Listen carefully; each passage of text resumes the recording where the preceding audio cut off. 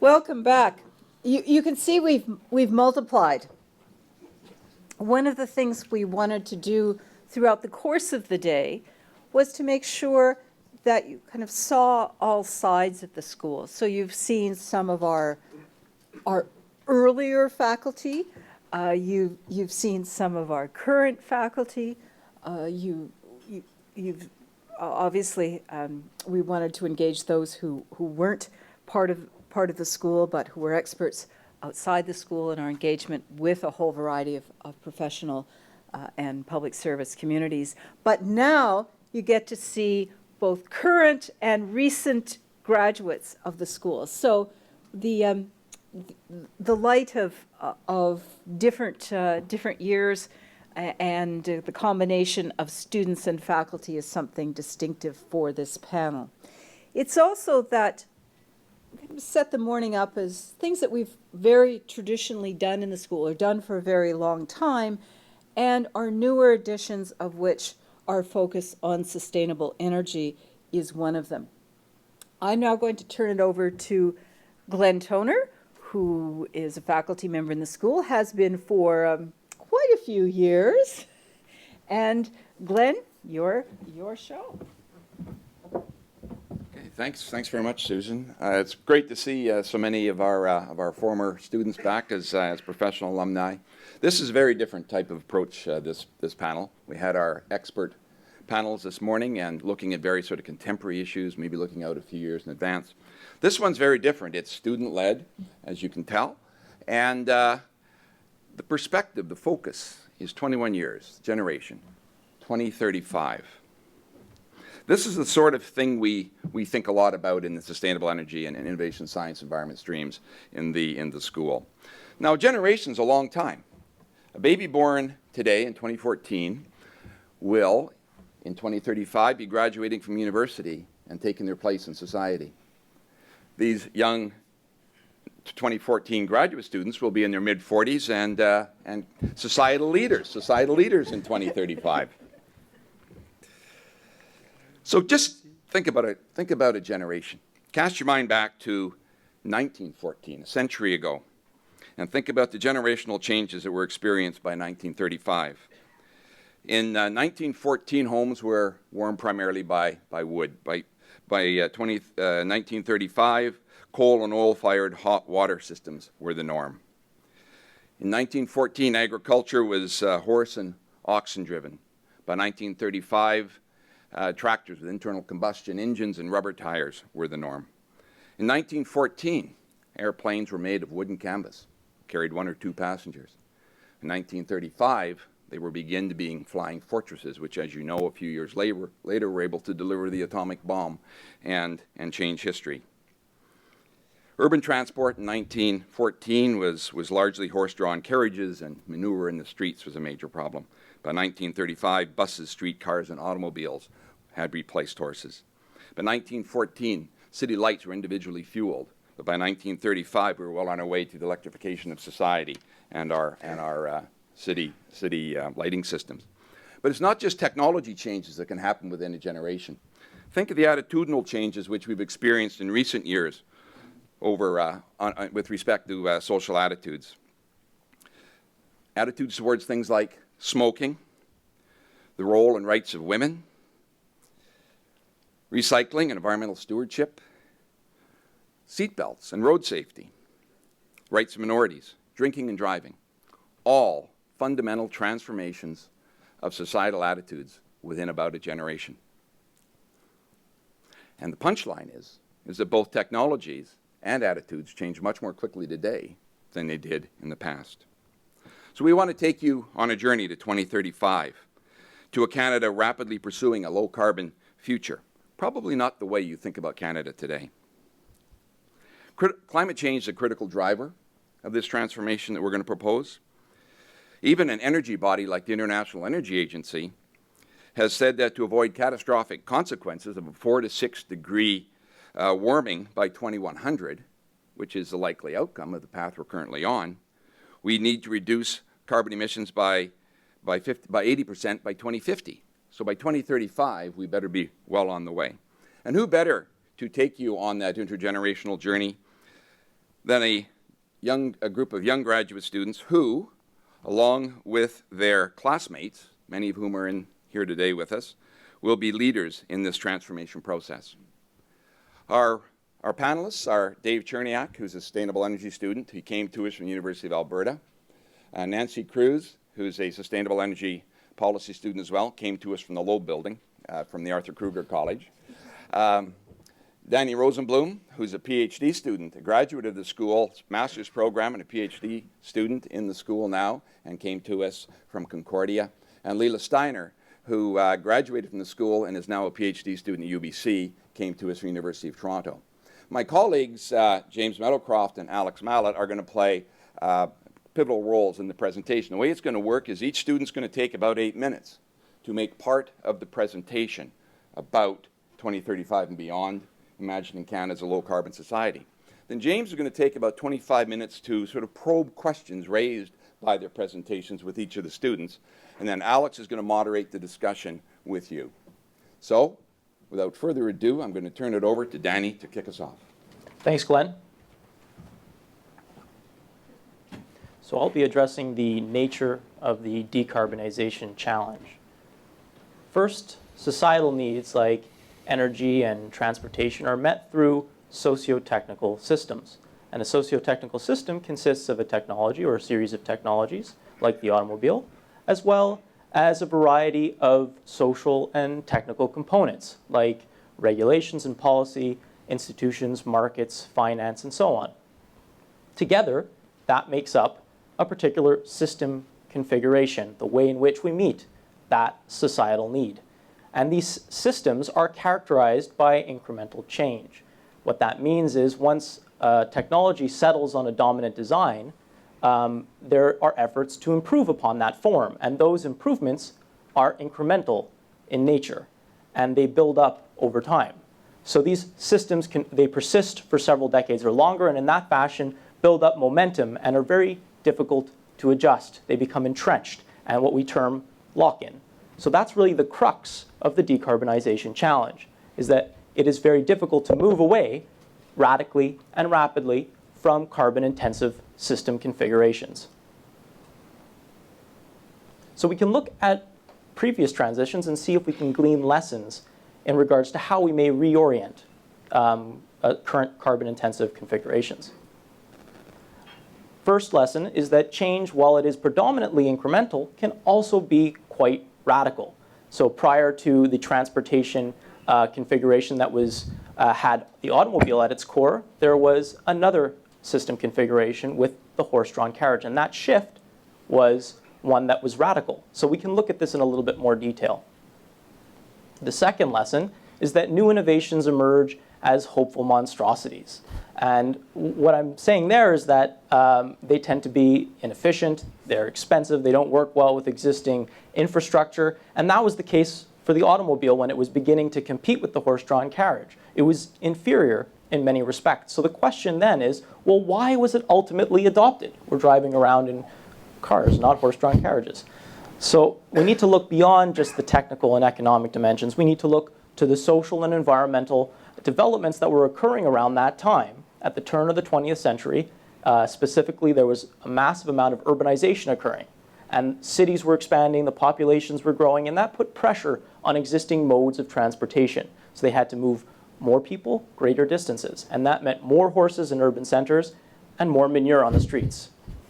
So that led to concerns over health and the environment, which helped to shift us away from the horse-drawn carriage. Government also played a critical role in facilitating the adoption of the vehicle, of the automobile, and transitioning us away from the horse-drawn carriage. So there was changes in terms of regulatory changes, there was massive infrastructure investments and road improvements, and there was a re-envisioning of streets as not places for pedestrians to congregate, but for the efficient movement of automobiles.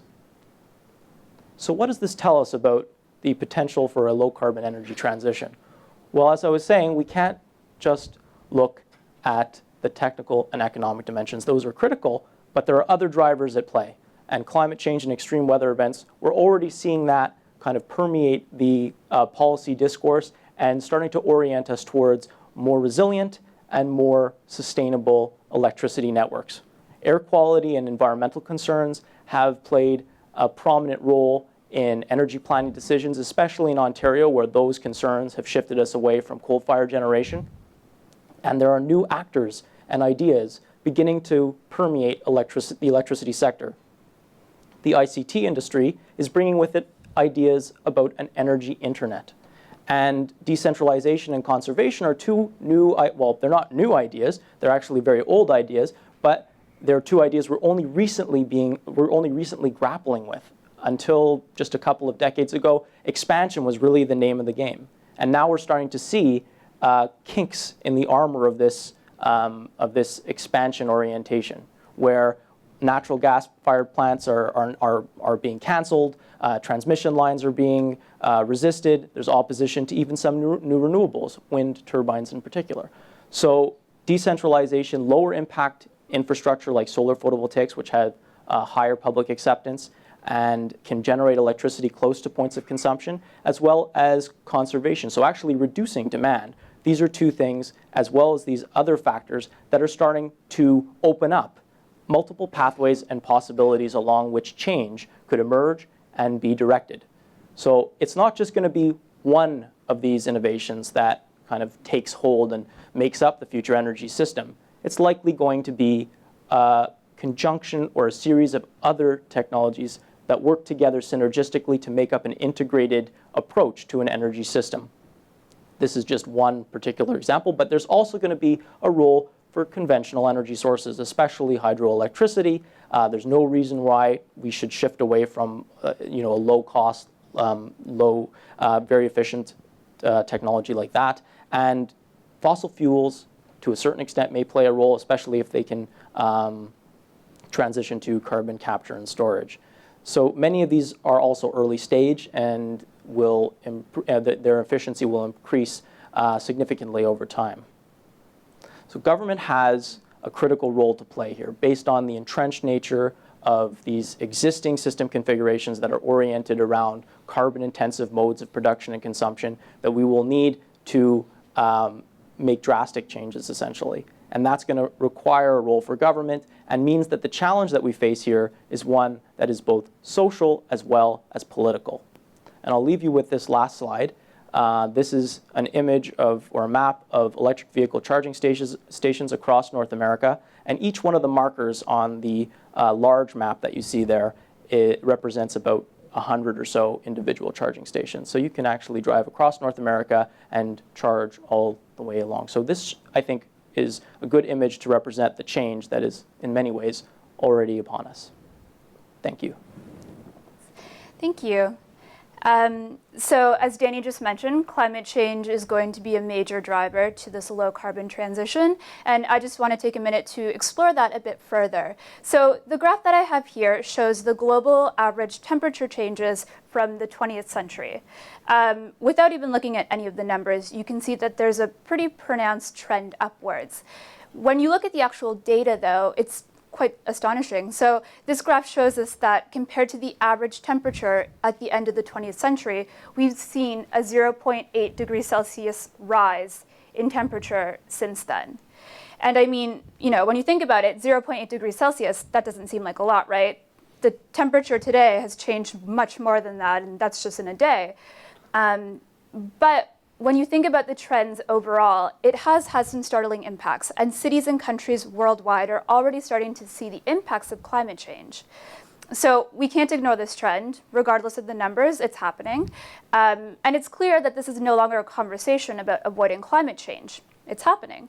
So what we need to do now is find an innovative solution to deal with it.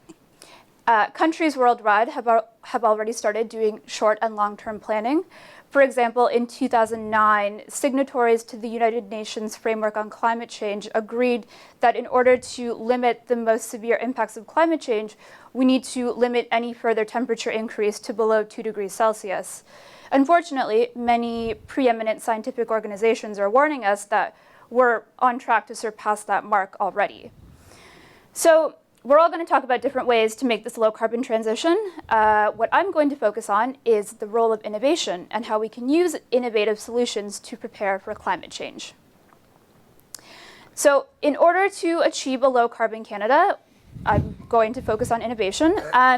As I'm sure you all know, innovation is one of those flashy buzzwords right now. You can't really go anywhere without hearing about it. And I think we often think about innovation as solely a technical change. We think about the latest iPad, the latest Apple product. And while those are certainly indicative of very strong innovations, we can't forget the role of social innovation within this process. So social innovation really represents a departure from norms, from values, from societal structures to something completely different. It involves systemic change. And as Danny mentioned, it can be quite radical. So when we think about it in this more systems approach, we acknowledge that it's not just technology. We're also going to need people to support the technologies in order for them to be successful. And if you look at the graph that I have here on this slide, what you'll see along the bottom are examples of some technologies that will be required for the low carbon transition. So whether it's an electric vehicle or an energy efficient building, they will certainly require intensive research and development. We've already started doing all of this. Most of these products are already on the market. But regardless of how innovative a technology is, it can't be successful without public engagement. We can't expect electric vehicles to go at it alone. Regardless of how great the technology might be, if people aren't willing to buy it, then it's not going to get anywhere. So when we think about innovation systems, we really have to wonder, is it enough to just measure innovation by productivity? So we typically use quantitative indicators to look at the success of innovation. So we'll look at numbers like economic growth, the number of patents that we hold as a nation, things like that. We look at numbers. And it makes sense. Numbers are easy to quantify. We can easily, say, we as a country have more patents than you, so we're doing better at innovation than this country. And that's typically how we discuss this, but that's certainly losing some of the nuance. We need to start incorporating more of those qualitative indicators. So in this innovation system, well-being will be prioritized as much as productivity, for example. We need to start looking at qualitative and quantitative indicators as complements to each other, not substitutes. So in order to kind of give an example of this innovation system, I would like to talk about the CFLs. So compact fluorescent light bulbs, something that we're all familiar with now. I mean, I'm pretty sure if you don't have one of these in your household, you might get chastised for that. But there was a time when these were not popular. So the history of the compact fluorescent and fluorescent lighting in general goes back to the 1800s. I won't bore you with the details, but it's really interesting because these entered the market in North America in the late 1980s. And when they initially entered, it's interesting looking at some of the media coverage surrounding this. So there was a lot of skepticism surrounding these strangely shaped light bulbs. And a lot of people were primarily concerned with the price difference. So back in 1980, a CFL would cost you approximately $13. And a traditional incandescent light bulb would go for about 70 cents. So automatically, you can understand why people were reluctant to make this transition. Regardless of how energy efficient it was, regardless of how much longer it lasted, people were skeptical. And it really took it took a while for this to actually penetrate the market successfully. But now, when you think about 20 years later, these light bulbs are everywhere. They are the most popular household lighting choice by far. And governments worldwide, including our own, who are not exactly known for their environmental considerations, governments worldwide have started to institute bans on incandescent light bulbs in favor for CFLs. So within 20, 30 years, we're seeing a complete shift in our lighting appliances. And I mean, obviously this is only one element, but I think this is really indicative of what the low carbon transition will look like. It will obviously be messy. It will be very hard to convince people of this, but as policy leaders in the room, it's important for us to really get that knowledge out there and start making this low carbon transition that, yes, it might take a while, but it's clearly possible.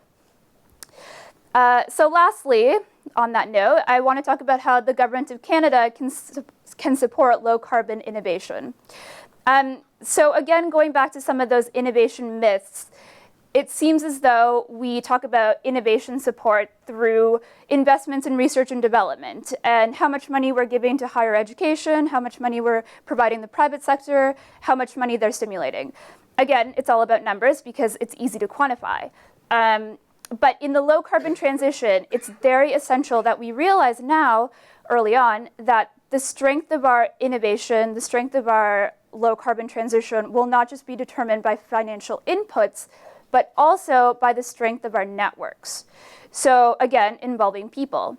And I have 3 examples here of some innovation networks and clusters that we're really going to need to focus on in order to make this transition successful. So the first one I have here is academia and business. Clearly a proven way to commercialize basic research. There's a lot of programs happening in Canada right now that's really trying to link those 2 sectors together, which traditionally may not have a lot in common, but when it comes to research goals, they certainly have a lot to work together on. Provincial and federal networks. Should we properly develop these, we will not only be able to support a coordinated low-carbon transition strategy, but we will also be able to leverage the specialized knowledge that certain provinces have. So obviously, we can't all be good at everything, but there are certainly regional strengths in certain innovation networks that we could leverage. And lastly, the role of international networks. So importantly, the relationship between Canada and the United States. Obviously, that's a natural one to think of. And we've seen a lot of reluctance to make any significant energy or environment policy. We tend to wait for the United States to make a move, and then we follow suit. But in the low carbon transition, we as a nation, we as a resource economy have a lot more to lose or a lot more to gain in this transition. So it's important that we choose our networks early, that we start acting on them now and start building something strong. So ultimately, the success of our low carbon transition will be determined by the strength of all of these indicators. It's not just one thing that we can focus on. And Canada in particular is in a really great position to potentially be a leader in the low carbon transition due to our unique focus on both a knowledge and resource-based economy. Thank you. Yes. Okay, so I'd like to talk a little bit about discourse today around transitioning to a low-carbon economy, and I'm pretty lucky because Munir Sheikh opened the door for me here. Because right now we're having a conversation that keeps coming back to a few themes, and those themes are harm reduction and damage limitation, mitigation, cutting back, sacrifice, and trade-offs. That's really, really resonant and comes up in social versus economic and economic versus environment, and it's a horrible cycle. And by using this frame, we're focusing a lot on individual behavior. That is, the need for an individual to cut back, rather than collective structural issues, which really neglect the major drivers of the problems we're facing. So there are a few key problems with this approach. The first is that we use limits as a frame, and that creates a lot of empirical issues. Measurement and prediction is inherently problematic. There's difficulty in trying to determine exactly where and what these limits are. You know, the limits are partly technological, partly economic and political, so using them as a guide can be extremely deceptive. Second, a harm reduction frame, or one that focuses on trade-offs, as he pointed out, is not engaging and it's not motivating. And in fact, it often induces denial or apathy about the problem that we're talking about. Third, the biggest problem, I think, with this conversation is that it has a goal of reaching net zero, of reducing harm to zero, which isn't good enough because it doesn't go far enough. At this point, we actually have to start replenishing human and natural systems. So an alternative frame to think about is one that's been proposed, I guess, in the academic sphere, but there are so many practical applications that I'll get to. But that's one called regenerative sustainability.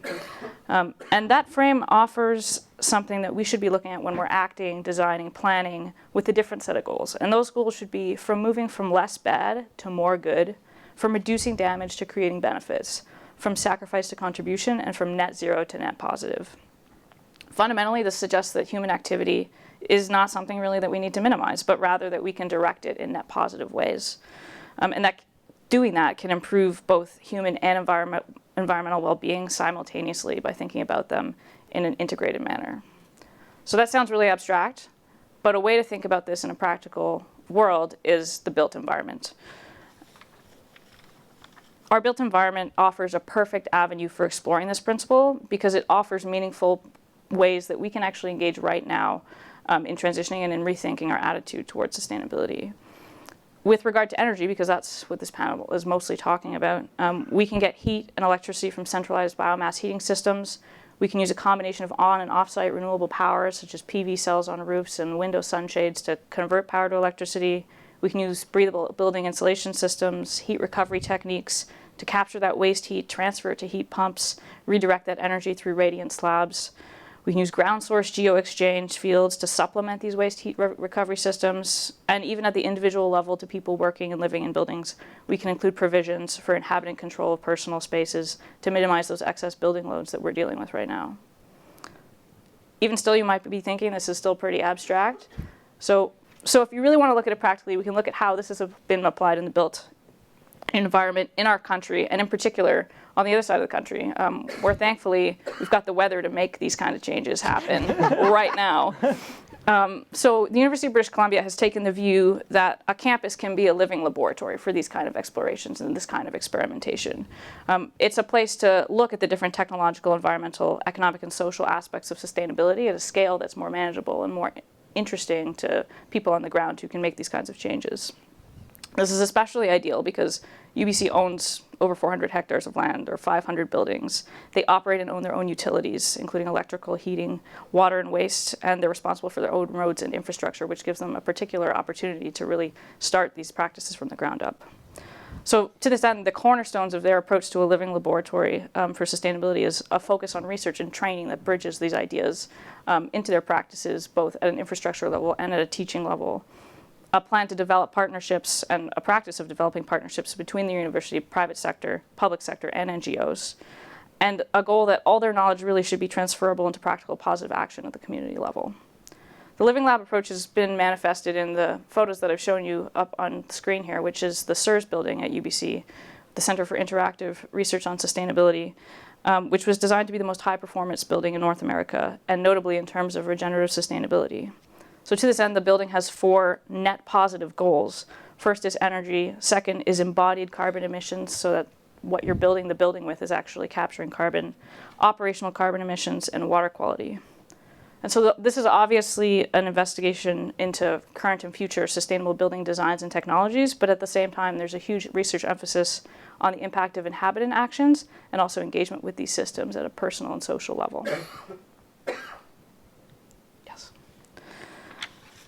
So if we want to take something away from this, what we really need to do is change the conversation, to move beyond the confines of harm reduction. This is paramount to changing the everyday practices that really hinder a regenerative mindset, which we're so badly in need of. We need to motivate and engage people, as well as industry and governments, in a way that a limits discourse just hasn't been doing. We need to experiment with different ways of doing things in different places and at different scales. And we need to be able to test their feasibility before we move it up to a larger scale, which a campus alternative really offers. Perhaps most fundamentally, we really need to redefine human relationships with natural systems so that we can find those opportunities to improve well-being at both levels simultaneously. All right.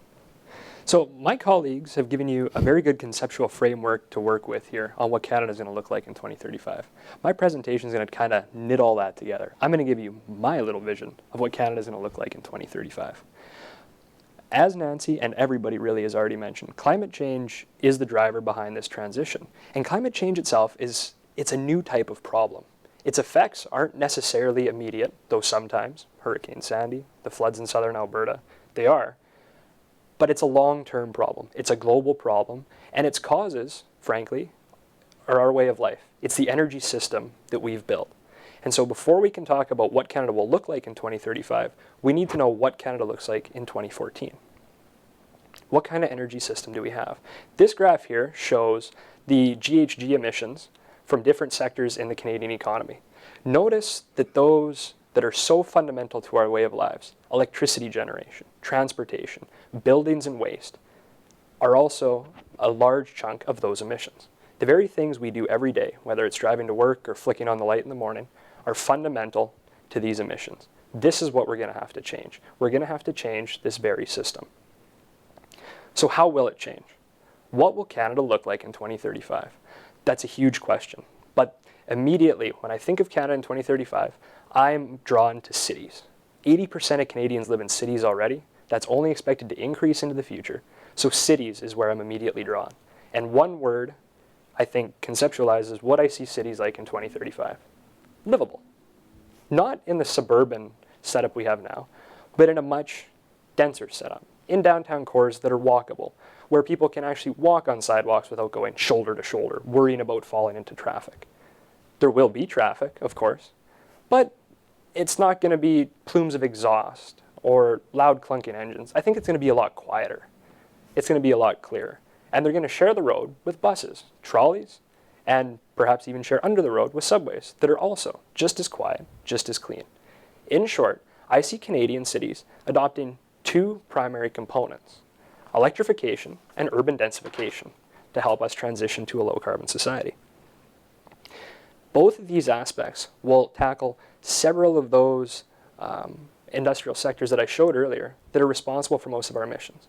Think if 15% of all car drivers today were to adopt an electric vehicle. 15% of emissions disappear almost overnight. Imagine if a further 15 or 20%, because they now live in a downtown core that's walkable, that's served by public transit on a very good schedule. Think about if they don't have to drive anymore, if they don't feel the need to drive. 35% of transport emissions could be gone, and I think that really is a low estimate. So these are very important, and in the Canadian context, they're even more important. In order to step forward on electrification, we're going to have to change our electricity system a little bit. As I showed earlier, that sector is responsible for GHG, a significant portion of GHG emissions. But luckily in Canada, we are almost natural partners to kind of move past that system. BC, Manitoba, Quebec, Newfoundland, these are all hydroelectric provinces, huge hydroelectric provinces.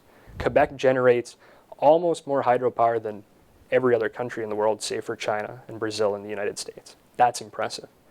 It's also perfect that these provinces happen to sit right next to emissions-heavy provinces, such as Alberta, Saskatchewan, to a lesser extent Ontario, and the Maritimes. Any bit of cross-border trade in electricity, especially baseload electricity, could help these other provinces transition to a lower emissions system. Just imagine hydropower from BC being used to level out the production of wind power in Alberta. Little things like that. Little in the sense that they make a lot of sense, but it's also a huge challenge.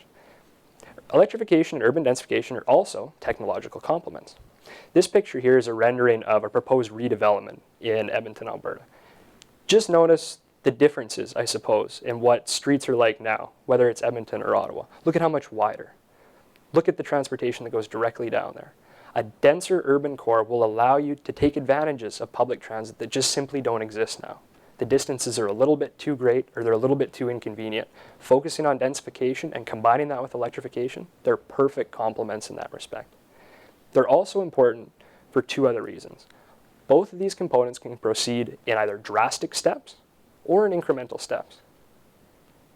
Cities can build large public transportation networks. We see every large municipality in the country going forward on initiatives such as this. But there's also the incremental steps, such as every major car company now offering electric vehicles. That was really unthinkable as little as 10 years ago. That's interesting. You'll probably notice that I didn't mention two of the other emissions-intensive sectors, oil and gas and heavy industry. Well, going out to 2035, I still see these sectors as a part of our economy. Canada's borders aren't closed. The world outside, according to almost every projection I see, is still going to demand these resources, and I think Canada still will produce them. But they're going to be different. This isn't going to be your mom and dad's oil sands operation or your mom and dad's natural gas well. It's going to be different. Whether it's through government intervention or through market pressures alone, just with input costs, these industries are going to have to change. They're going to have to be more efficient, and they're going to have to be better at producing the resources that are demanded at a lower cost to the environment. This here is just one experimental design for new oil sands extraction. It's called combustion overhead gravity drainage. It's in its experimental phases right now in Edmonton and in Calgary. I think there might be one pilot project. But this method is 50% more efficient in energy usage and in water usage than current production methods. That's not a drastic step, and that we're getting away from fossil fuel production altogether, which is ultimately the goal, but that is a very good incremental step from what we have now. So who's going to drive this? I think we've all kind of agreed that government policy has a huge role to play, as does private industry. I see government policy not necessarily in picking specific winners and losers, as the phrase always goes. But I think government policy has a huge role in setting the rules that we're all going to play by, whether it's corporations, individual citizens, or provincial governments even.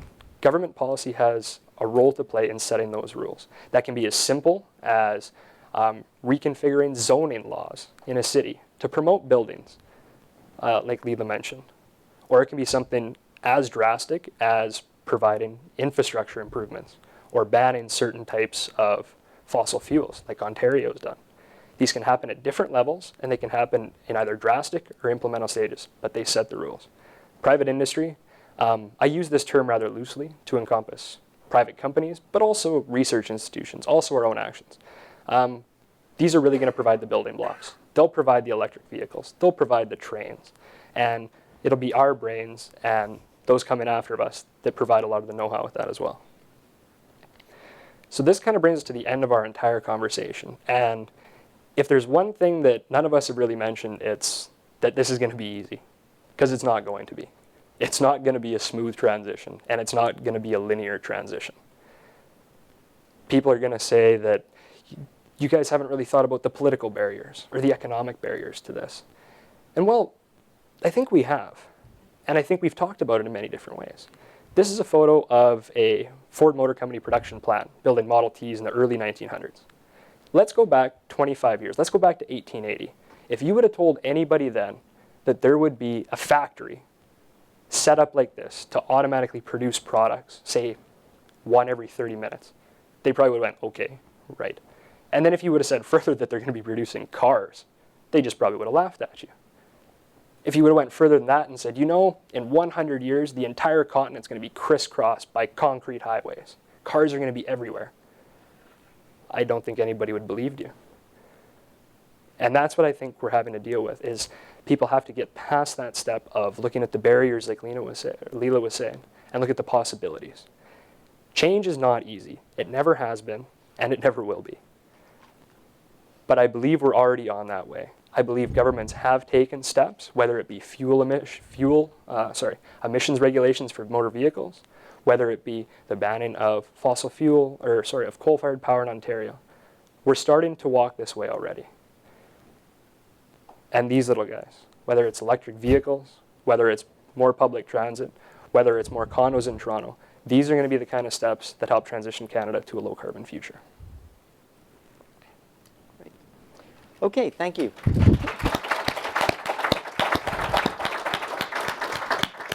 So you got an extra unanticipated round of applause there, but because now you see, the purpose is now I'm supposed to interrogate their presentations a little bit and tease out some of the ideas that they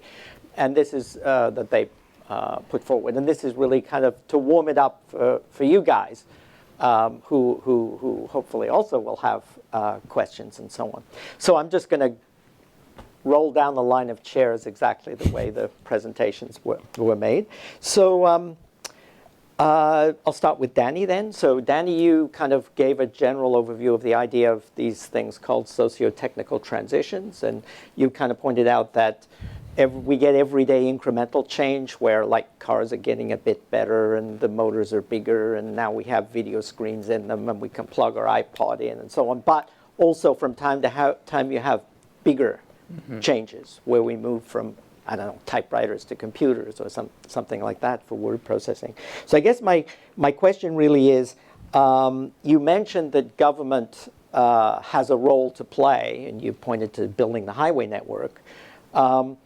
So concretely then, if we're talking about a low carbon transition, what should government be doing? I mean, Yeah, I think that's a good question. There's, broadly speaking, there's many different roles that the government will have to play, and I'll just focus on one because I don't think that there's time to address every single avenue. There's research and development and long-term planning and investment, but one theme that has kind of come up, not just in this discussion, but in the discussion of, well, how do we create innovation in social policy as well? And I think Andrew Coyne said it, we need to experiment and try new things. And that's really the critical role for government, is to start creating new markets, niche markets for experimenting with these innovations, both on the social and environmental side. So there's, I think, an important role in developing, these protected spaces so that when a window of opportunity does come along, we're not caught with our pants down, to say, but that there's an opportunity to, as a building block, use the feed-in tariff, let's say, or green revolving funds at the municipal level, new financing mechanisms, to start rolling out some of these technologies, bring them closer to full-scale commercialization, so that when we do see this window of opportunity, which is likely going to come, especially with the extreme weather events we've been seeing already, it will not be palatable for us to continue on the way that we have. So I think looking for that perhaps political window of opportunity and setting up these protected spaces is the way in which we can start chipping away at the entrenched nature of existing institutions and practices and start that experimentation project. so one of the things that you often hear is that governments are no good at picking winners. So we should really, governments shouldn't be too heavily involved in favoring technologies, particular technologies and so on, and that markets are usually better at this sort of a task. So how would you respond to that?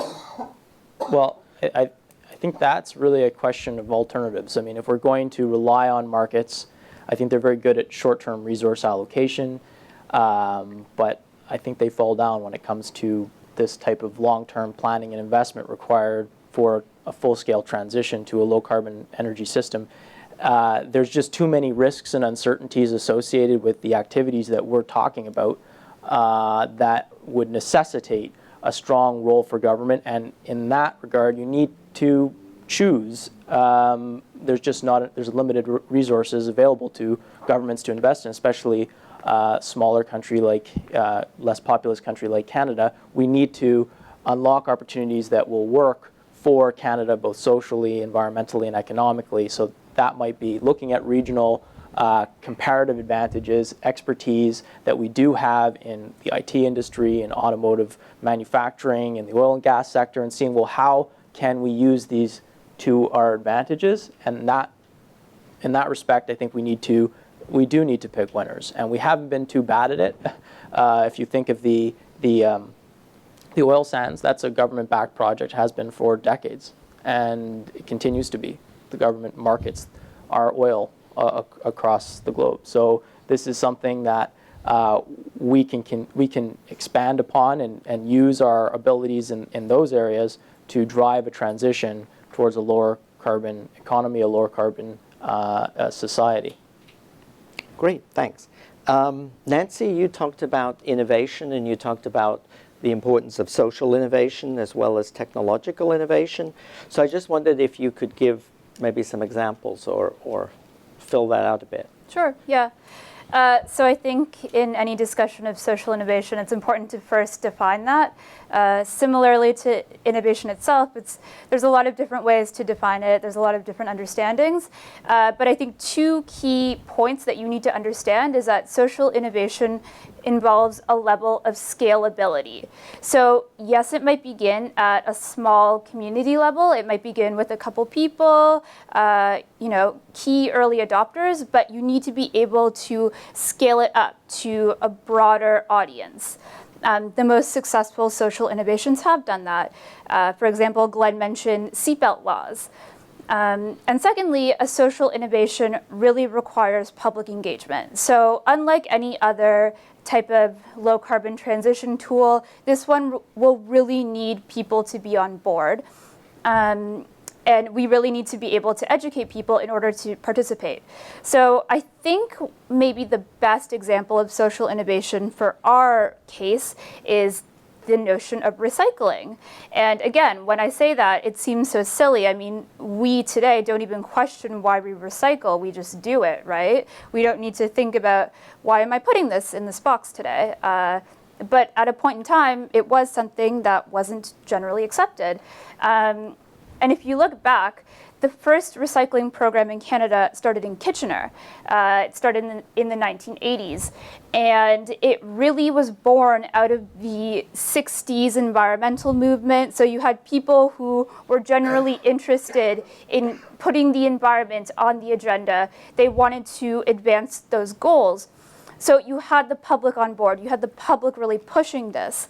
And I mean, you know, today we recycle. We recycle everything, and we're moving towards composting as the next big thing. And again, that doesn't really seem like that much of a social innovation, but when you think about it in perspective, it certainly wasn't something that was initially accepted. So I think from those two key terms, so scalability and public engagement, recycling is something that we should certainly look towards as a good example for future low carbon transitions. Okay, and towards the end of your presentation, you made a comment about Canada was in a good position because we could leverage the combination of, I think, the knowledge economy and resource economy, or use our comparative advantage. And I just wonder if you could elaborate a little bit on that. Because some people would say, well, Canada's in a particularly bad position because we have such a carbon-intensive economy, and we make so much money selling oil and gas and so on. So, yeah. Right. So the first thing that comes to my mind in that instance is the forestry industry. Canada is obviously known for its forests. And traditionally, it's been a major resource of ours. We've developed it, we've exported it. We were a major exporter for quite a while, we still are. But the recession in 2008 really highlighted the industry's vulnerability because we were producing pulp and lumber and paper products. And when the US housing crisis hit, houses weren't being built, people weren't buying things, our Canadian dollar got stronger. So all this mix of factors really made the forestry industry question their business model. It became very clear that they could no longer just be a resource economy. They could no longer be just an exporter of pulp and paper products. They really needed to diversify. And so here's where the knowledge economy comes in. Suddenly, you have the forestry industry partnering with nanotechnology, partnering with scientists. Scientists are coming in and they're trying to revitalize this dying industry.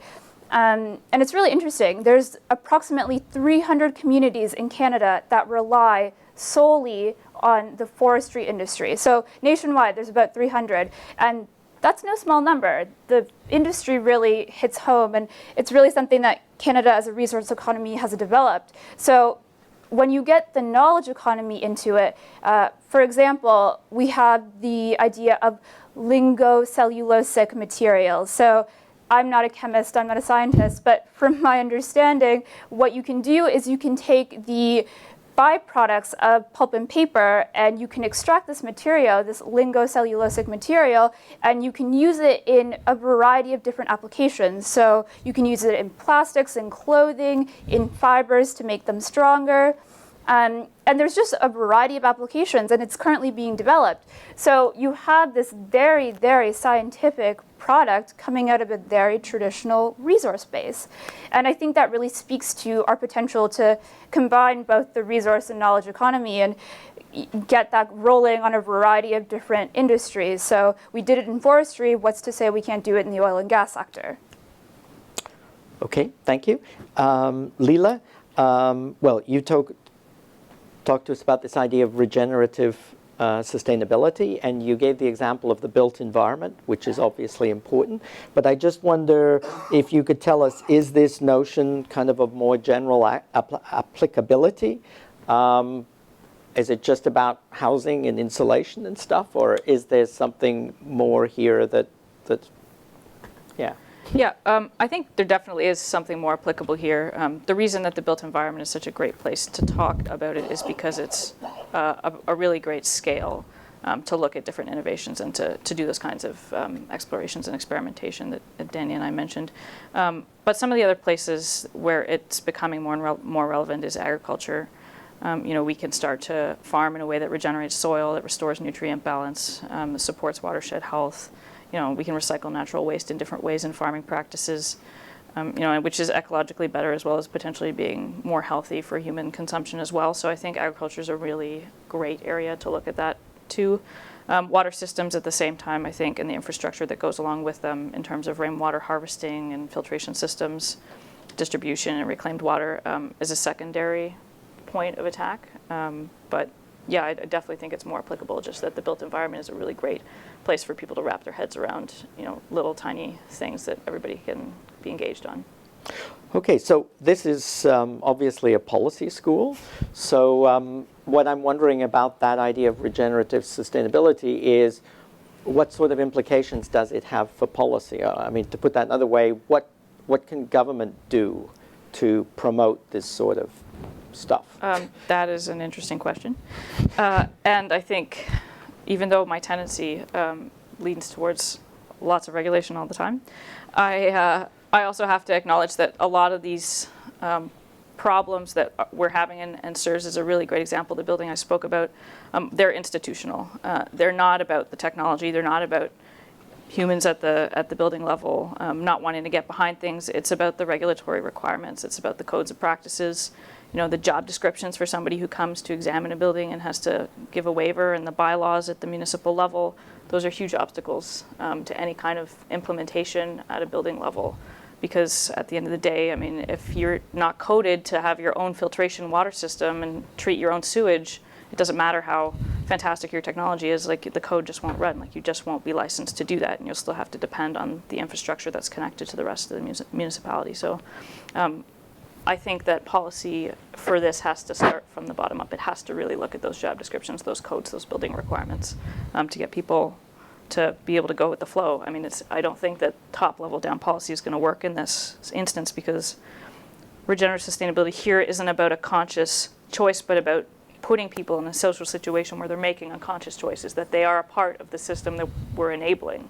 So if a job description says to somebody, yeah, I can look for this is okay, that's going to have a much bigger impact than telling somebody, like, you have to behave a certain way, you have to cut back in this way, you have to buy a CFL or recycle. It takes much longer to do that than just putting a bottom-up system in place for people to work within. I mean, I think just to build on that briefly, Dave's point about the urban growth that we're experiencing gives policymakers a really unique opportunity when we're trying to integrate new building structures into old building infrastructure. And SIRS also offers a great chance to look at some of that, because some of their heat and recovery energy is actually transmitted to the building that they're connected to next door, which is a building that's been around for 40 years. But what they're doing with the energy that they're producing is firstly being sustainable on their own, but second of all, feeding into the infrastructure that exists. And I think that's going to become really important as we try to develop those different building codes at the municipal level with these growing urban centers that Dave mentioned. Great, thank you. So that brings me to Dave. So you gave us a kind of inspiring view of this densified and urban, sophisticated, green, electrified Canada of the future. But you briefly made a kind of couple of passing references to fossil fuel, the fossil fuel industry. So I just kind of want to be nasty and go in on that one. So you pointed to a more efficient kind of oil sands production, which will reduce energy requirement and water requirement and so on. And I mean, of course, that's great. I mean, that's really good. But of course, that is really focused on reducing the production emissions of heavy oil, of the oil sands. And that's what people in Calgary and so on that are really focused on. How do we get our oil down so it isn't any dirtier than a barrel of Saudi crude? Because otherwise, our oil is not going to attract such a good price and people aren't going to want it and so on. So that's, I mean, that's all great. But the question I want to ask you is, looking to 2035 and the decades beyond that, what happens if elsewhere around the world people get on this decarbonization bandwagon? And probably it's linked, because I doubt we'll do it if nobody else is doing it, but everybody else is doing it, probably we'll do it too. In which case you could foresee a situation where demand for actual oil weakens. If you gave us a world where 15% or 30% of cars have gone electric, well, that's going to have some sort of an impact. And if we're doing it, I doubt the Chinese are going to say, oh, let's stick with the 20th century technology and let the Americans do the electric cars. So do you think this poses problems, risks for the Canadian economy, looking out 20 years, 30 years? And what should we do about it? I think it definitely poses risks, but I think it highlights a recurring theme, especially in oil and natural gas industries in Canada, is that we can't really control what happens outside of our own borders. Oil markets in general have never been in any Canadian government or even any one Canadian company's ability to control. So in that regard, I don't see Canada moving too far away from extraction or production in some cases, but we definitely should be hedging our bets. There should be some savings accounts. I know they exist, but let's be honest, they're rather pitiful at this point in time when it comes to Alberta. Saskatchewan's moving to develop their own now to benefit long-term off their resources. Those are smart plans. They don't even necessarily have to be, I guess, savings accounts, but investments in more sustainable alternatives, like we were discussing, investments in transit infrastructure, providing municipalities for money to kind of experiment in their own ways. This is kind of leveraging the benefits that fossil fuels will provide or have provided up until now and will continue to provide in the future while still moving away from that society. A big disruption, if that does happen, if China does decide to go completely towards electric vehicles or towards, say, urban transit, that will have an effect, but that's not something Canada can control. Government should be setting the rules in this case, for which we should save some of this resource revenue, or at least put it to proper uses rather than just let it accrue into general revenues. But I think that's the extent that we can go on this. I don't know if we should abandon it, but preparing for the inevitable, I think, would be a smart idea. Great. Okay, thank you. So I'll turn it over to Alex at this point so you guys can have a chance to participate and ask your favorite questions. All right. So before I turn it to the floor, because we really want to hear from you, so for those who are interested in asking a question, if you could go to the mic. And of course also identify yourself. But before we do that, I guess I just wanted to touch on key themes. So I know Bob Slater always says, I want 3 takeaways, so my apologies because there'll be a bit more than 3. Okay, so number 1, drivers. The sense of urgency is forcing us to get our heads out of the proverbial oil sands, if you will. And we really need to look at what's happening and how our energy systems are functioning. Number 2, as Danny reminds us, we've seen systematic change. It has happened in the past and it can happen again. Number 3, as both Nancy and Leela have shown us, that we need to really fundamentally reconceptualize notions such as innovation and sustainability. And number 4, I guess a common theme, and again we are a school of public policy, is the role of public authorities in this transition. That's not to say that these other non-state actors are subservient, but nevertheless government does need to play a role. And finally, as well, we also, as Dave tells us, that actually a number of the panelists, that this change actually is happening and it can happen. So there is a vision for Canada. All right, first speaker. Kerry Fry, former student or graduated in 2004 from the ISE stream. So I heard 2 themes in your presentations. One was about the demand side and one was about the supply side. And kind of interweave back and forth. And so I actually have a question about each. And the first question is, with respect to non-fossil fuel forms of energy, sort of been this debate, I think sort of came to a head in a 60-minute story that was done a couple months ago, kind of saying there's all this investment going into it, but is it really going to deliver what it's promising? So I'd actually like to know from the panel what they think the truth is for Canada in 2035. Are we actually going to get away from fossil fuel types of energy production in a way that's going to meet our goals? Is it just the clunky car, and as long as we keep iterating enough models of it, we will eventually get it to the place that it is? Or are there actual limits, and we do have a legitimate problem there? On the demand side, I love the graph showing where our emissions are coming from today. My question is, are we thinking adequately about where they're going to be coming from in 2035? Because you talked about innovation, but if I can just give one example. So it's anticipated that in the Internet of Things, the number of devices that are going to be connected to the net is going to go up by, say, an exponential factor, say, of 10. Probably sooner than by 2035. All these things are going to have batteries in them. They're going to need to be plugged in to get recharged. So are we going to get, oil sands and heavy industry down by 50%, only to discover that data centers are now the second largest source of, electricity usage in Canada, and all of a sudden it's chewing up 50% on that graph. So two questions: what does it look like on the supply side, and what does it look like on the demand side? Are we thinking about the unknown unknowns? So what I'm going to suggest in the interest of time is, can we ask for another question? Do you guys mind? Sure. Okay. Hi, I'm Monica. Quite a few faces here. Graduate from the master's program in 2012. My question is around one of the things I've picked up through this panel and the panel earlier this morning is the degree to which planning and coordination sort of also starts to intersect with like complexity in markets. So my question is around sort of with some of the things that we're talking about here in terms of scalability of innovation and that sort of thing, how much coordination when it comes to frameworks are we sort of talking about would be desirable? So do we want to start looking at like a continental kind of a carbon price, like a national energy strategy, and sort of just interested in hearing your thoughts around scale of coordination and planning that would take to achieve this. Thank you. So for any of the two So questioners? yeah, I'll take on the first one. So I think that there's you've touched upon something very interesting. So we've definitely got a challenge ahead of us in terms of increasing demand.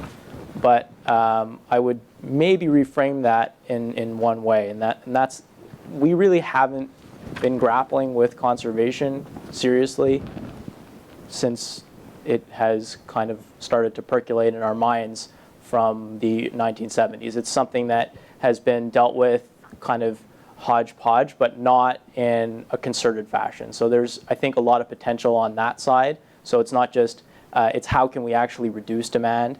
And then in addition to that, there's, I think, data centers is a great example of something that's actually driving innovation around renewables.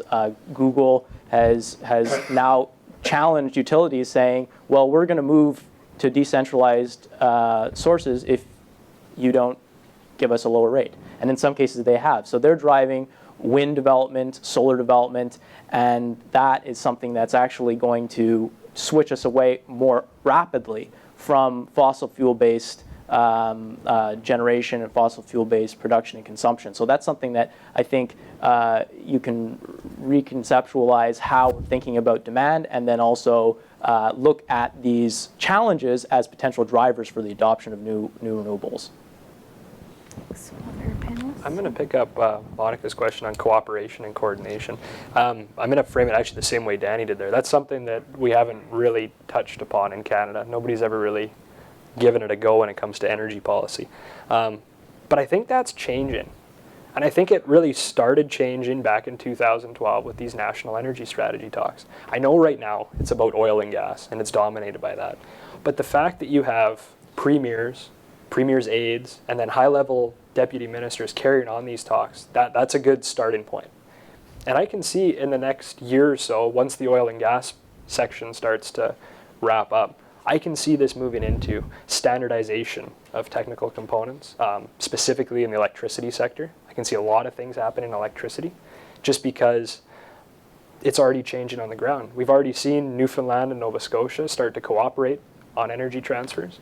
We've already started to see, as much as we would like to see more between Ontario and Quebec, at least that's starting to evolve again as something that can be worked upon. So I see lots of avenues for coordination, and I think they're finally being touched by the people in charge of it. If I can just take an alternate perspective to that. So I think that's a really great question, Monica. What we've seen so far are a lot of international agreements, policies on the largest scale possible. And we're seeing that those are incredibly hard to enforce, they're incredibly hard to monitor, and a lot of times they're not successful. So as Dave mentioned, I think we're going to actually need to start scaling down our agreements, so at that city level, because as we know, this climate change, the way that we address climate change is going to be very different depending on where we are.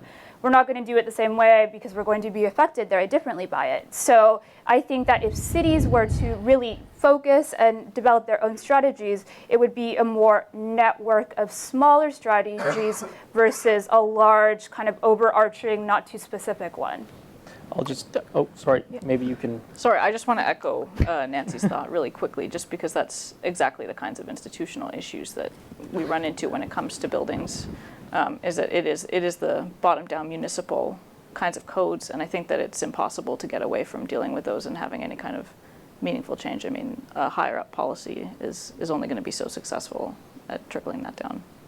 So, Yep. Danny, it looks like beyond code changes, there's a number of interesting avenues that municipalities are beginning to explore in terms of financing, and so are utilities, which is this kind of pay-as-you-go model, and that's something that we can see in the case of the municipality in the municipal government in Halifax. There's the Solar City project, which essentially what they do is the city has a revolving fund, which they then allocate to homeowners who apply for energy improvements on their home, mainly solar hot water heaters, and this is something that will help drive the adoption of new renewables, new technologies that can help move us towards a kind of lower carbon system. So there's a lot of, I think, new opportunities that are opening up from the bottom, and that's something that Dave and I have been working on a project for a little while now, and that's something that Harris and I as well, that really focuses on the opportunities at the municipal scale. I'm going to suggest that we move on to the next question. Hi, my name is Stefan Schott. I'm a faculty member in the School of Public Policy and graduate advisor for sustainable energy policy. Thanks for a very interesting discussion, I thought. Especially nice to hear from younger generations see that there's optimism about moving. One thing, I think you've convinced me that we're going to move into a less carbon-intensive direction economy. Now, the one thing you haven't really taken a stand on is what is low enough, and how low do we need to go to actually make a transition. And I'm a little worried about that because, as you know, we are well away from meeting our Copenhagen targets and carbon emission reduction. Other countries are well on their way there. I would claim are already decarbonizing. They are on that path, while one could argue we are not really on there. And it might take a 180-degree turnaround for Canada. So what do you think are the major challenges to catch up to these other countries? And how optimistic are you that by 2035 we will have achieved something like that? So I'm going to ask you to hold your thoughts for Stefan, and Manfred, go ahead. Manfred Bienfeld, I'm a recently retired member of the school. I would also want to thank the speakers for a sense of optimism, and obviously you've thought about many of these issues very deeply, but I want to start by saying when I was at roughly your stage, there were seminars held all over the place about the future, and the future then was the leisure society. And the future, and this future was believed in firmly because people thought it was obvious that as productivity rose, workers would get materially more affluent, and they would take, as it was always said, their share of the gains increasingly in the form of leisure. And you know that it's hardly possible to talk about that now because the reality that's emerged is almost the exact opposite of that. And so I think what I would say is you need a little more emphasis on political economy here. I mean, these possibilities are all there, and they are lovely. There are also dystopic futures that could happen. And in the end, I think what has to be done is to try to understand the forces that are shaping current trajectories, in order then to try to figure out how one might insert oneself in those processes in order to produce a better rather than a worse outcome. And if I do that at the moment, I would say the picture maybe on first glance is not so optimistic, because the possibility of the positive outcome would mean the scientific community would have to play a larger role in the policy process, because they are the ones who are both showing us the way and producing the possibilities. Secondly, the industrial involvement in the process, we need to understand that that's a two-edged sword. And often the biggest power that's there is pushing to retain the existing, because those are the sources of profits. And then governments have to be more open to popular pressures and less open to corporate pressures, I would say, in the world that would produce those positive outcomes. So I would say that if one kind of looks at those forces, there is some reason to be concerned. Thank you. All right. I'll take on Manfred's. I think my presentation, maybe it didn't address this quite directly, but yes, there's an important role for kind of the incumbents in this, and it's very difficult to displace them. As I said, reconfiguring institutions, reconfiguring practices, whether they're on the business side or on the practice side, that's something that's going to be a very difficult process. So I don't see it as something that's going to be easy, but at the same time, I think we're starting to encounter the edges of the system are starting to be chipped away. And whether or not, I think that, and that's another avenue which I think we should explore, which is when these social and environmental developments occur, whether the extreme weather events, or this morning there was a report about Enbridge raising the price of natural gas by 40% in Ontario. So and that's being echoed now by natural gas distributors in the States and in other jurisdictions in Canada. So these are things that are out of our control. Yes, there are very powerful interests, but they can also be destabilized, and they're at the mercy of kind of these external factors just as much as we are. So I think optimism. I thank you for telling us to temper maybe our optimism, but I think that climate change is something that will necessitate or will actually drive this to the extent where we're going to start seeing systems break, and if that's what we do see, then we're going to need to adopt new technologies, new practices, and institutions will need to be reconfigured. But Danny, I wasn't trying to get you to temper your optimism. I was saying you need to focus on identifying the forces that are driving the process. Yes. Yeah. Yeah. And I think just quickly on that, one of the forces that can't really be accounted for is the effects of climate change. The Alberta government and the federal government didn't budget $5 billion for flood repair this year. I think the more that climate change starts to hit home, the more that the bills start to hit home, whether it's in Canada alone, the United States, or specifically the real question mark here is China. When those bills start to hit home, then I think, I agree with Danny, the edges are chipping, then you're going to see the system start to fracture when that happens. Great. On Stefan's, maybe, how low can we go? I don't know. I guess your question kind of goes right to the heart of what I was trying to convey, in that, like, low is not a really good way to think about it. Positive is the way to think about it. And that going low is kind of past the point at which we're at right now, and that to really reverse any damage, it has to come down to nothing. I mean, do I think that's going to happen by 2035? Absolutely not. So I don't think we have the optimism that Manfred got from our presentations. But I don't think that takes away from the fact that we need to reframe the kinds of discussions that we're having, that the attitude and how we're approaching these problems is just as essential to really thinking about a number, and taking that numerical approach and trying to quantify down is not either going to motivate people or really going to help us, because prediction is just so fraught with problems. And just really quickly to add on to that, like I tried to emphasize in my presentation, the qualitative indicators, the way that we measure this, will be just as important. So giving a number to it might be good for governments and industry, but that's not going to motivate people. We need to tell them, in order to do this, you need to get rid of your car, or you need to start doing, these different behaviors. You need to start walking to work. So again, like Leela said, reframing that discussion about concrete actions, not just those abstract numbers. Except Like the EU does, where they have realistic targets. does that work here? I don't know. I think in the case of Canada, some of the policies that will begin to actually drive change, some of the rules that have been set, I think 2020 is a little bit too short of a time frame. I think by looking at them in 2035, you're going to see the tailpipe emissions regulations drive change.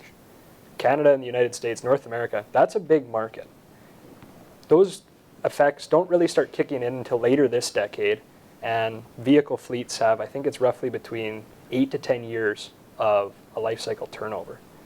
I think if we move past the Copenhagen discussion and we look at 2035, I think you're going to start to see the electric power regulations, the tailpipe emissions regulations, and just the ones that have already been installed. That's when they're going to start to bite. These things take time. It's not going to be an overnight solution to them. So I think if we look on a little bit longer of a time horizon, I know that doesn't fit with a lot of people that like to see concrete change right now in this, but I think that's why I'm optimistic, because I see so much is already in place to force this change. It could be tightened, of course, but I think the goalposts are at least in the ground. So I think we have time for 2 more questions. Bruce, yeah. Okay. First of all, I think it wasn't just optimistic, it was bloody brilliant as a presentation, because it's really weaving in a lot of pretty complex things, and you did it very well. I'm going to raise a question about the paradigm of regenerative sustainability. Okay. First of all, I think it's an interesting paradigm, especially when it's tied into the lock-in notion, and it's more than there are other technologies that have gone through the same process. But we also have to live with what happens to paradigms if they're used in general discourse. I'm going to say something really silly. The first time I heard the word discourse, I thought it was the opposite of that course. I then learned that it was okay. Anyway, now I understand discourse. But in this case, and I'm thinking here of sustainable development coming in, and some broad discourses have enormous value, even if it means that people can huddle underneath them and travel with a view of the world that makes it initially easier, at least, to talk to other people who don't want to huddle under the umbrella concept. And we've had Keynesian economics in a certain sense, and neoliberalism and others, depending on which ones you like or dislike. So these are always present every few years, because people need to find a new way to talk about them. And but also people will, in political debate, if that's used too often, it may then get picked apart by people who just look at your words. Sustainable development still has value, but it also, then we saw it as the triple bottom line. What does that mean?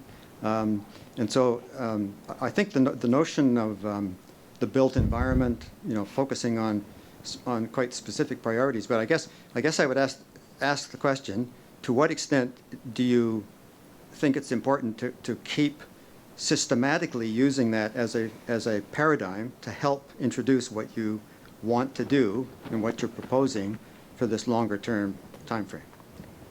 Thank you. Last question.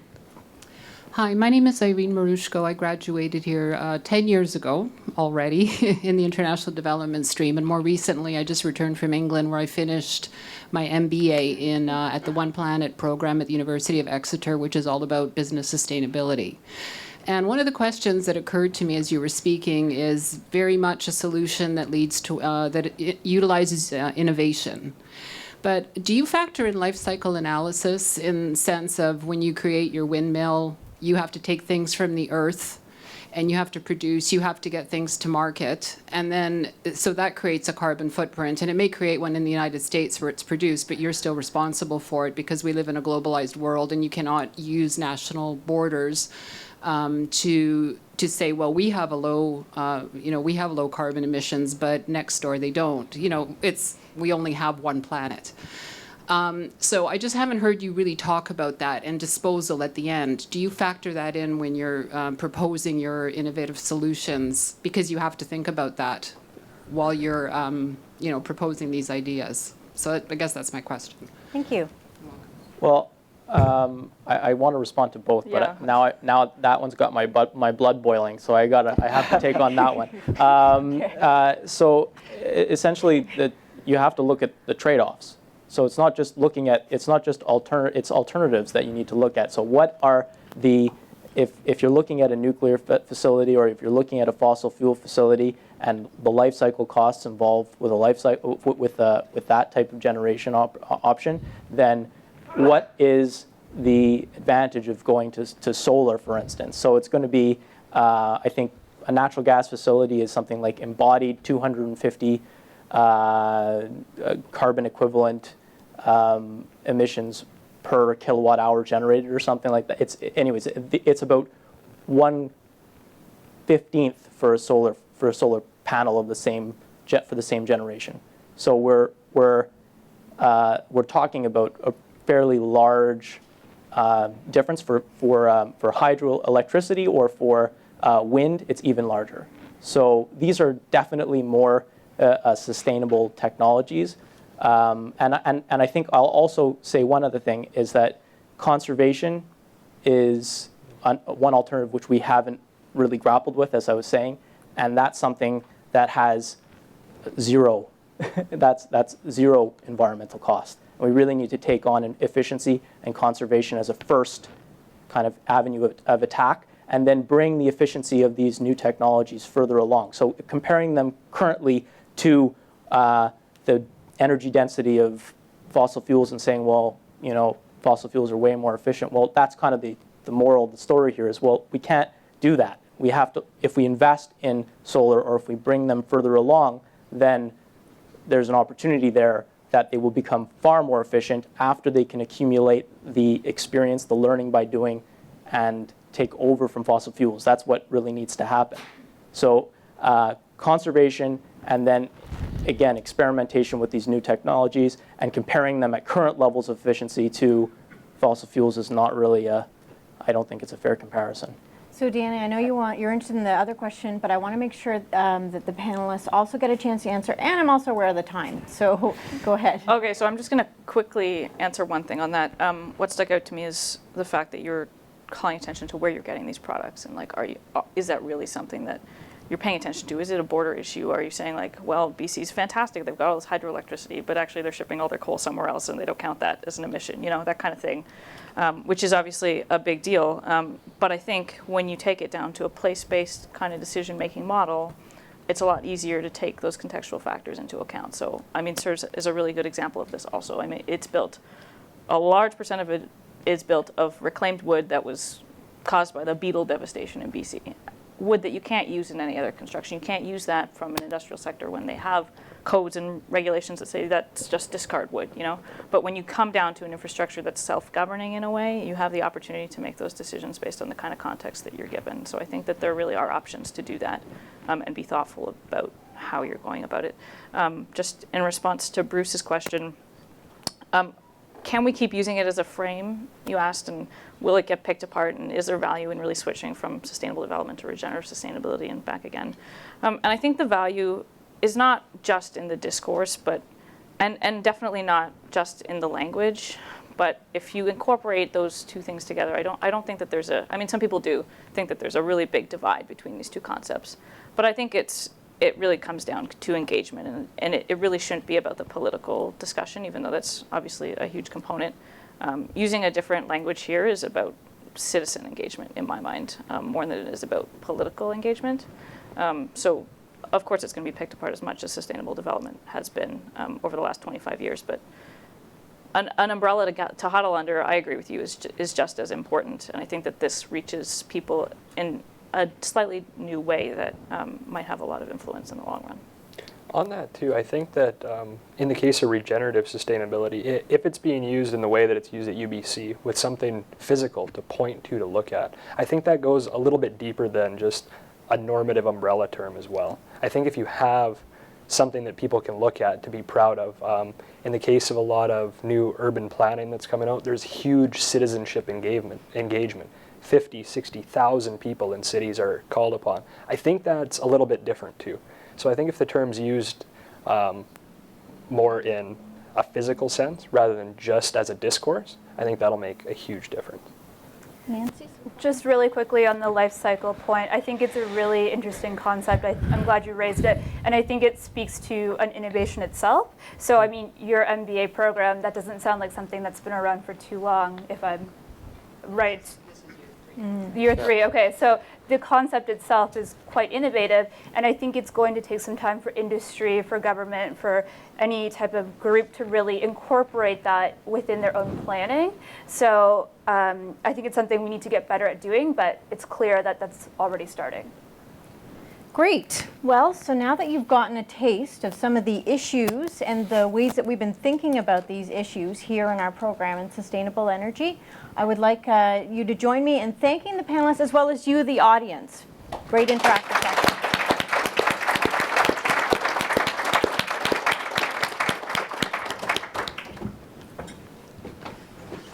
Wow. I think you can understand why we're so very proud of our students and our alum. They're just terrific in terms of grappling with the ideas and how they present their ideas. So let's take a break. We'll see you back in 15 minutes for our last panel.